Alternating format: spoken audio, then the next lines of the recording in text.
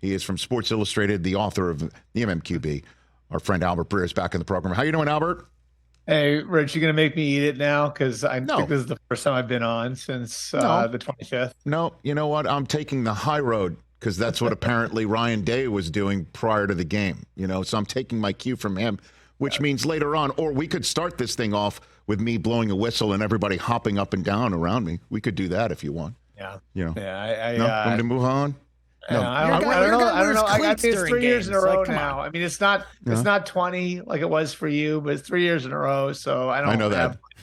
I know. I don't have much I can say, I guess. But in all seriousness, is there any truth to the rumor Ryan Day sniffing around the NFL, or there's 0.0 there? What do you got for me?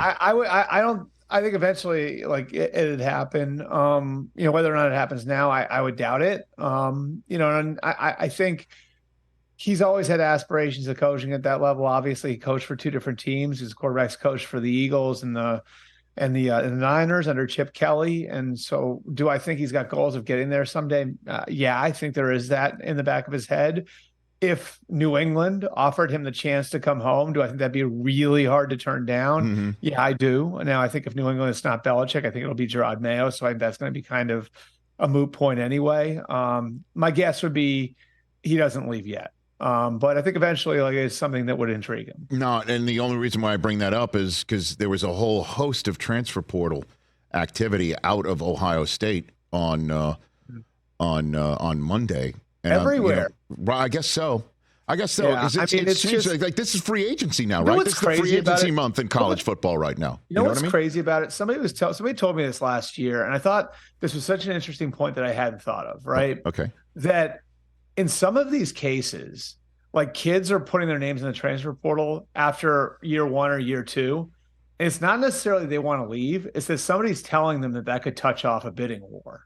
And so, like, if you're one of these kids, if you're 18, 19 years old and you got X amount of money to come to a school in the first place, and now, like, someone's whispering in your ear, oh, yeah, like, if you put your name in the transfer portal, there'll be a half dozen schools that'll line up with offers for you. I mean, that's a different dynamic now, isn't it? Mm-hmm. If it's just, all right, I'm going to force my school to give me even more money now because like a bidding war. I mean, it's so far beyond it's so far beyond what I think people had even thought it would be now. It's pretty crazy, And then on the other end of it, I think like there's some I have heard this, like at some schools, like there are broken promises, and that's why guys are in the transfer portal, like where there were monetary promises made to kids. And I think one at A&M actually went public with it, right? Where they were promised X amount of money and that money didn't come through. So it's the Wild West, Rich. It is absolutely the Wild West. Yeah, it's free agency. It's a free agency month right now in college football. That's exactly what it is. Albert Breer here on the Rich Eisen Show. Let's jump in about Trevor Lawrence. Obviously, we don't know anything concrete right now, but I know you and many of your colleagues already start hearing, drum beats or see smoke or giving a little bit of a heads up. What do you know about Trevor Lawrence as you and I are conversing? I cautiously optimistic is the way that they put it to me, and I don't. I think we always have to be careful until they get the imaging back, and they're going through that today, the tests and all of that different stuff. But they're cautiously optimistic that he'll be okay. Now, what does this mean for this week against Cleveland? I'm not sure. Obviously, now the game's become more critical for the Jaguars because I don't know how many people woke up and look at the standings this morning, but they're only a game ahead of the Houston Texans and the Indianapolis Colts. So suddenly the AFC South is hotly contested. But yeah, I'd say for right now, like the word you're getting out of there is cautiously optimistic pending the imaging that they should have, if they don't have it already, later today. Yeah, exactly. I mean, and obviously that would be terrific news. Certainly, if it's possible. I mean, again, the images were just so striking. And Trey Hendrickson immediately taking a knee right next to him as well. It just was one of those jarring moments where, again, I mean, what can be done about the rash of injuries at quarterback? Is it just a shrug, honestly, where it's just like, that's the way it is? Right? Like, we joke about that. I don't know, right? I know, right? But it's just, I don't know. This is a trend. It's awful, Albert. It's so weird, Rich, because I'm like everybody else. And I grimace when I see some of the flags that are thrown, right? Like there have been some real bad ones this year where it was like a guy is being flagged literally for playing football, Mm-hmm. And then, you think about like the other end of it. Well, like the NFL is a business, and the top of the business is the quarterbacks. And it's good business for the NFL to have their quarterbacks out there. And that's why you see the flags. That's why you see the fines. And I don't know how much further they can go. I mean, the way Trevor was hurt yesterday, it's just football. You know what I mean? Like there was nothing like weird about the way that one happened. I mean, and we've seen in the past where there's stuff they can legislate, like when Brady got hurt, 15 Right. years ago, Right. like they banned like lunging low at a quarterback, right? So there are, certain plays where you can take these things out. And what do you do about Joe Burrow? I mean, Joe Burrow's his wrist popped, like it's just, it's a contact sport. And like the reality is these guys are going to get hurt. And so, I think, one of the things that these teams are always doing and you continue to do is like you look into the training and the way that the guys are preparing themselves for the season and, what you can do to, put them in a position where they're calloused enough to take it on a week to week basis. All that stuff's obviously constantly being looked at. But as far as the rules go, with what happened with Trevor last night, like getting stepped on the way he did, I mean, that's just going to happen in football. Albert Breer here on the Rich Eisen Show. Now the next game is Patriots and Steelers. Yep. And we've been monitoring the Belichick, if you will, situation all year long. And it's Zappy versus Trubisky. Now to continue on the conversation we're having about the lack of starting quarterbacks in this league and the churn at the position. Where are we right now? Is there a situation with Belichick? Because the defense is crushing it, balling out. Honestly, this is, and that's his, if you will, side of the ball. I mean, is this truly just playing out the string, or is there a way to maybe come up with a construct similar to, all right, Bill, you're getting an OC, and then, all right, Bill, you're getting another grocery shopper. Yeah. You know what I mean? Like, what do you have for me on that? Yeah, so I think, well, there are two people who know, and they both have the same last name, and so it's the owner and the team president. And, I think, one thing I know about Robert Kraft, having covered him for as long as I have, and Jonathan Kraft too, is they won't take a decision like this lightly. And Robert's whole saying's always been measure 9 times and cut once. And, I think he understands the implications of letting go of a legend, because that's what happened 3 years ago when they let go of Tom Brady, and he saw the result and the fallout of that. And so as a guy who, is up for the Hall of Fame, I think he understands the risks there would be in walking away from Bill Belichick after what happened when he walked away from Tom Brady, and walking away from Tom Brady without any compensation, so I think that there's a couple of roads he can take here. He can try to get compensation for him if this is it, and he can go talk to him and he can say, I want this to be elegant the way that we have our separation, and I don't want this to be acrimonious, and I want to do this the right way. And if he does that, he risks Bill saying, well, I want to still coach and go somewhere else. So I don't want that team giving up a first round pick that I could use on a player, or a second round pick I could use on a player. So Bill could sit there and force him to fire him. Right. So that's one thing he could do. He could just outright fire him, which I don't think is the path that he wants to take. And the other path would be the one that you're talking about, which would be like forcing a GM on him or changing the structure of the organization. And, like that one, I think is interesting because, Bill has contractually power over a lot of these things.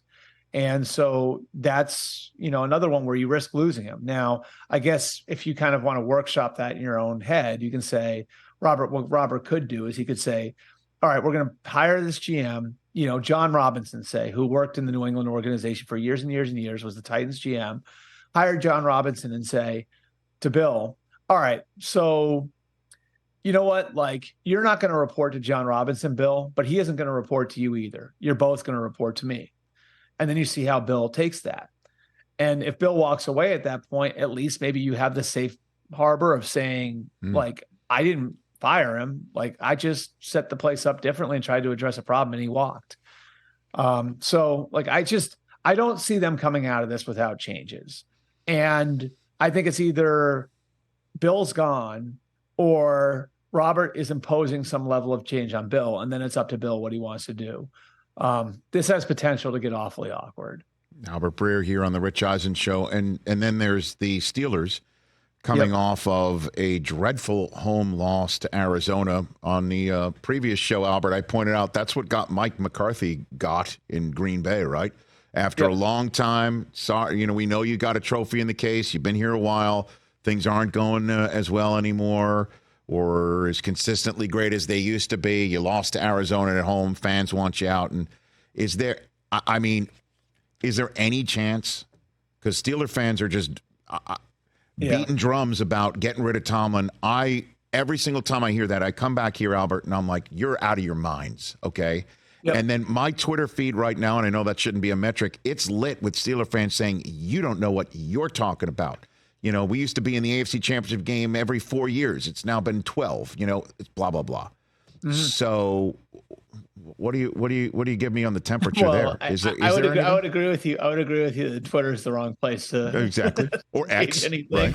The factory of negativity. But it's nonstop. I mean, it's truly, and I might get some phone calls today too. I don't think they'd fire Tomlin. Ever. Let's start there. Right. But I do think, look, the Rooneys are there every day. Like, this is their family business, and they're in there every day, and they understand the ins and outs of the way things work in their organization. So for there to be a mid-season firing of an offensive coordinator is, antithetical to the way that they've run their business over the last 50 years. And I think it was the first time a coach has been fired in midseason since the 40s. Was that the number, right? I think it was Burt Bell in 1941 or something right. like that. Yep. Mm-hmm. Is that right? Yeah. Yep. Uh-huh.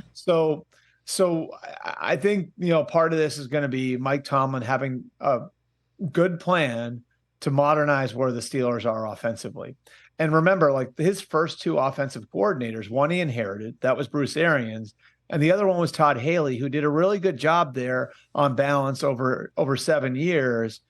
And Todd was sort of a Steeler legacy. His dad was the guy who built the rosters in the 70s. So in both cases, it was sort of somebody that Mike Tomlin inherited. So what's happened since then hasn't been good on the offensive side of the ball, whether you're going back to hiring, Roethlisberger's buddy as your offensive coordinator, to going to Mike Canada, going from Randy Fichtner to Matt Canada, and then going from Matt Canada now. And we'll see how this works out with Faulkner and Sullivan. I think a big part of where they're going is like, okay, so we need a plan for modernizing the offense, and we need a plan for developing the quarterback, because if you look at the roster, Rich, they've got a lot of good things going on in that roster. And I think you could make an argument that if they had, say, a top 25% quarterback, and that's a big ask to have a top 8 quarterback if you go down the names, right? But if they had a top 25 in the league, 25% in the league quarterback, a top 8 quarterback, they'd be a real Super Bowl contender right now. And so I think that that's where some of the urgency is coming from. And I think having that plan to modernize the offense and develop their next quarterback is going to be an important piece of the conversation, when Mike sits down with the Rooneys at the end of the year. All right, last one for you. Let's talk about quarterbacks being developed coming up. Mm-hmm. The Heisman Trophy finalists that have been mentioned, 3 quarterbacks, none of them Caleb Williams, and then a very well-deserved spot for Marvin Harrison Jr., period, end of story, okay? But I don't think anybody here that I've spoken to believes in Caleb Williams that it's a game-time decision on January 15th. Everybody believes he's gone, okay? Yep. And by January 15th, though, it's entirely possible he will not know who he's leaving USC to go play for, because the number 1 overall pick may be in Chicago's hands, and it could be Chicago, or it could be anybody that makes a deal with Chicago. It could be New England. Do we know what his preference is? Are there any conversations that you've been privy to about Caleb Williams and anything of that nature that he might kind of play games here with his eligibility? What do you think? I thought it was asinine, like the idea that he would give up that, because to me, like, Rich, what this is all about and what smart people around Caleb Williams will tell him, what this is about is not about the first rookie contract. It's about starting the clock towards a contract that eventually, like when we get there 3 or 4 years from now, like could pay you $60 or $70 million a year, right? Like the 1 year of delay in getting to that contract, to that second contract, is massive as far as injury risk, as far as just having that money in your pocket, all of it, you know? So, and I would say the way I've put it, I don't know if I put it this way with you before. If you're Caleb Williams, it's better to be Eli Manning than Peyton Manning. You remember Peyton Manning stayed in school an extra year because maybe he wasn't wild about the idea of going to the Jets. So he stays in school the extra year, winds up with the Colts, right? Eli Manning didn't have a choice. Like he had exhausted his eligibility, but the Eli Manning path was to force your way somewhere, right?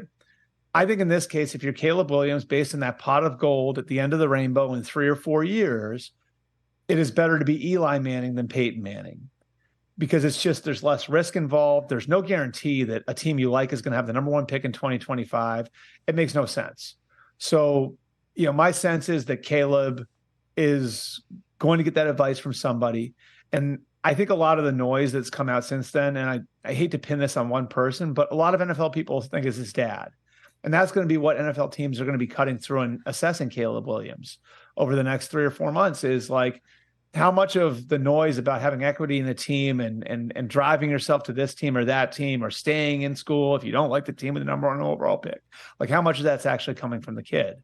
That's something teams are going to be, the teams at the top are going to be digging through on Caleb Williams. And, you know, especially the team that number 1, that's going to have to make the choice between Caleb Williams, who is seen as a generational talent, right? And then Drake May, who's considered a guy who would be worthy of going first overall in a lot of drafts. And by the way, you talked about the Heisman finalists.